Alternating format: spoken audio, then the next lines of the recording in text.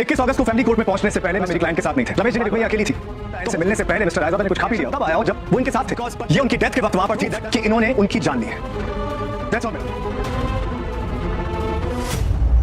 आने वाले एपिसोड होने वाले हैं ज़बरदस्त। जी हाँ दोस्तों, आने वाले एपिसोड में आप लोग देखने वाले हैं कि उधर कोर्ट में जज साहब को अरमान कहता है कि जब अंजुमन साहब मिलने आए थे अबीरा से, लेकिन अबीरा पहले पार्क में अकेली थी। जब वो मिलने आए थे हो सकता है उसने पहले कुछ ऐसा खा लिया हो, उसका रिएक्शन तब आया हो जब वो अबीरा के साथ थे।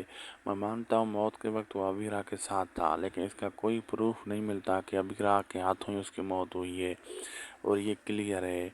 और अब आगे देखना मज़ेदार होगा क्या क्या होने वाला है। वीडियो अच्छी लगी तो लाइक करें, शेयर करें, सब्सक्राइब करें। मिलते हैं आपसे अगली एक ज़बरदस्त अच्छी वीडियो में। क्या अबीरा यहाँ से रिहा हो जाएगी या नहीं, कमेंट सेक्शन में ज़रा लाज़मी लिखें।